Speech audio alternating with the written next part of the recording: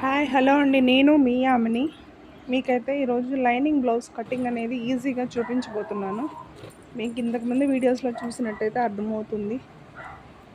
ఈ lining blouse అనేది first జాడించుకోవాలండి. అంటే ఇప్పుడు లైనింగ్ అంతా క్వాలిటీస్ అంతా ఉండట్లేదు. లైనింగ్ బ్లౌజ్ వాష్ చేసుకొని నెక్స్ట్ ఆరిన తర్వాత శుభ్రంగా ఐరన్ చేసుకోవాలి. ఎందుకంటే ముడతలు అవి అన్నీ ఉంటాయి. అడ్జస్ట్మెంట్ కటింగ్ కానీ స్టిచ్చింగ్ కానీ కొంచెం తర్వాత ఇబ్బంది అవుతూ ఉంటుంది. దానికోసం అయితే లైనింగ్ అయితే ఫస్ట్ ఐరన్ చేసేసుకొని లెంత్ పొడవులు మీకైతే జాగ్రత్త చూసుకున్నట్టయితే మీకైతే అర్థమవుతుంది. అంతకుముందు వీడియోస్లో అయితే చాలా నిదానంగా కూడా చూపించాను. మీకైతే చంక లూజు పొడవు మెడ అన్నీ కరెక్ట్గా చూసుకొని పెట్టుకుంటే మీకైతే అర్థమవుతుంది. మీకు ఈ వీడియో అయితే చాలా నిదానంగా కావాలి అంటే బ్యాక్ సైడ్ మళ్ళీ దానిలోకి అయితే వెళ్ళండి, కనిపిస్తూ ఉంటుంది. మీకైతే వీడియో కంపల్సరీ కనిపిస్తుంది.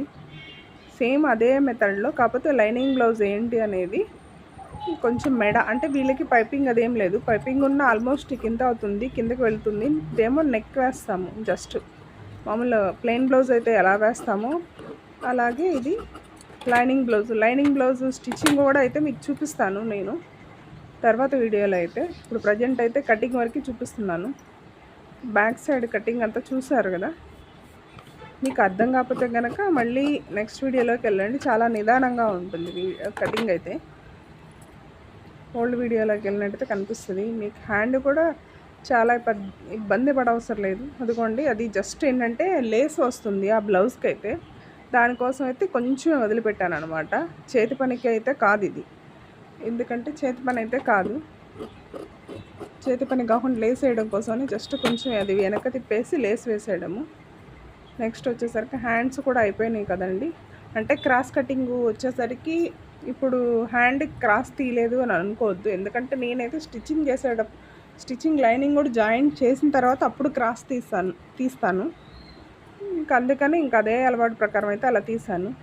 నెక్ అయితే చెప్పాను కదండి మీకు, హుక్స్ సైడే నెక్ పెట్టుకోవాలి అని. చూస్తున్నారు కదా, షోల్డర్ దగ్గర నుంచి కరెక్ట్గా లైన్కి పెడితే నెక్ ఎంత నీట్గా వచ్చిందో. తర్వాత ఉక్సులు కాజా పట్టీ ఇదనమాట. దీనికి ఏది కాజాల పట్టీ అసలు ఉపయోగించాం, ఓన్లీ ఉక్సుల పట్టీయే పెడతాం. మెడ వచ్చేసరికి కాజాల పట్టీ అనేసరికి కొంచెం పట్టీ వారు ఎక్స్ట్రా వస్తుంది, నెక్ జారిపోతున్నట్టు ఉంటుంది. ఆ షేప్ కూడా చూసారు కదండి, ఎక్కువగా లాగకూడదు, చాలా సింపుల్గా లాగాలి. మీరైతే నాకైతే వీడియోస్కి వ్యూస్ అయితే రావట్లేదు, ఎందుకంటే నాకు థంబ్నెయిల్స్ రావట్లేదు పెట్టడం, నాకైతే అర్థం కావట్లేదు. జస్ట్ అందుకనే నార్మల్గానే అంత థంబ్నెయిల్ ఏం లేకుండా నార్మల్గానే కటింగ్ ఎలా అనేది పెడుతున్నాను. నేనైతే ఫస్ట్ నుంచి పెడదాము అని అనుకున్నాను. ఎందుకంటే ఆల్మోస్ట్ 10 or 15 years నుంచి అందరికీ ఫస్ట్ నుంచి 6 months అలాగా 10th అయిపోయిన పిల్లలకి అలాగ నేర్పిన అలవాటు ఉందన్నమాట. అలా పెడదాము క్లాసెస్ అంటే చిన్నవి ఎవరు చూస్తారు అనే థాట్ అన్నారు. చిన్నవి దగ్గర నుంచి ఎవరు చూడరండి. ఇలాగా మనకు కావాల్సిన మెయిన్ ఏంటంటే బ్లౌజు వాళ్ళ ఇంట్లో కుట్టుకోవడం వరకు. ఇప్పుడు ఎవరు అంత ఇదవట్లా, బ్లౌజులు డ్రెస్సులు లాంగ్ ఫ్రాక్స్ వీటి మీదే, లంగా జాకెట్లు వీటి మీదే ఇంట్రెస్ట్ ఉంది, మిగతా అన్నీ ఏమీ లేవు కదా అని అంటున్నారు. బేసిక్స్ నేర్చుకోకుండా అవైతే ఎలా వస్తాయి చెప్పండి.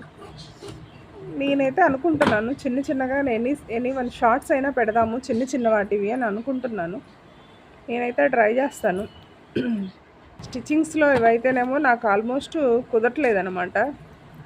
స్టిచ్చింగు కొంచెం ఈ వీడియోస్ తీయడానికి ఇబ్బందిగా, వీడియోస్ తీసేవాళ్ళు కూడా ఎవరు ఉండట్లేదు. ఇది కూడా నేను ఎలాగలా చూసుకొని వీడియోస్ అయితే తీయాల్సి వస్తుంది. దానికని మేబీ మీకు కనిపించవచ్చు, కనిపించకపోవచ్చు. షేప్ పట్టి అయితే తీస్తాము, ఇంకా ఎక్స్ట్రా ఉందని చెప్పి మెడే కదా అని చెప్పి రెండోది కూడా తీసుకుంటున్నానండి. ఇక్కడికైతే లైనింగ్ అయిపోయింది. చెప్పాను కదా మీకు, అది ఓన్లీ మెడ పైపింగ్ అదేం లేదు అని చెప్పి. ఎక్కువ ఆల్మోస్ట్ పైపింగ్లో వస్తే వీళ్ళైతే పైపింగ్ వద్దన్నారనమాట.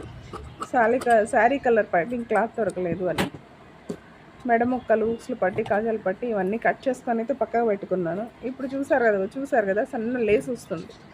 హ్యాండ్ వేయాలి అని చూశాను, బట్ అన్నీ 2 చిప్పలు పడుతున్నాయి. ఆ క్లాత్ ఏంటి అంటే చంక చెప్పేస్తే అది నిలువుగా ఉంది కాబట్టి వెంటనే పక్కన దండలించుకొని వచ్చేస్తుంది. దానికోసం హ్యాండ్ మొత్తం చంక చెప్పలు కూడా లేకుండా వేద్దాము అని చెప్పి లేస్ పీక్ అయితే పక్కన వేసేసాను. ముందు back part, front part cut చేసుకున్నాక అప్పుడు ఒకే కటింగ్గా పెడదాము, అతుకులు ఏమీ లేకుండా అని అలా కట్ చేశాను. అంటే క్లాత్ని బట్టి కూడా మనం కట్ చేసుకుంటూ ఉండాలండి. క్లాత్ని బట్టి తిరగమల్లలు అవన్నీ ఉంటాయి. బుటీస్ తేడా అనేది ప్లెయిన్ కాబట్టి మనం వేసేసుకోవచ్చు. అదే వేరే వేరే అయితే తప్పదు. ఇంకా బుటీస్ అలాంటివి ఉన్నాయి అంటే ఆల్మోస్ట్ చూసుకొని మనమే అడ్జస్ట్ చేసుకుంటూ ఉండాలి. నేనైతే బ్యాక్ ఫ్రంట్ అయితే 2 తీసానండి. ఫస్ట్ ఆఫ్ ఆల్ హ్యాండ్స్ చూసుకుందాము అని హ్యాండ్స్ అయితే 2 విడివిడిగా కట్ చేసుకొని చెప్పాను కదా మీకు. అలాగే ఒకే లేయర్లో వేస్తే చంకచెప్పులు పడుతున్నాయని చంకచెప్పులు అది దండ్లించుకునిద్దాం క్లాత్, దానికోసం అని చెప్పైతే మీకు అలా విడివిడిగా కట్ చేశాను నేను. కట్ చేసిన తర్వాత ఆ మిగిలిన క్లాత్లో ఫ్రంట్ పార్ట్ అయితే తీసుకున్నాను. కొంచెం లైనింగ్ క్లాత్ కూడా యాడ్ చేద్దాము, కొంచెం చంక ఉంటుందని చెప్పి కొంచెం చూసారా, దాన్నే ఇంకా అతుకుపడకుండా డైరెక్ట్గానే ఆ పీస్ తీసుకున్నాను. లోపల లైనింగ్ అయితే జాయిన్ చేసేస్తాను. అయితే మీ కనిపిస్తుంది కదా, కనిపించట్లేదు మీకు.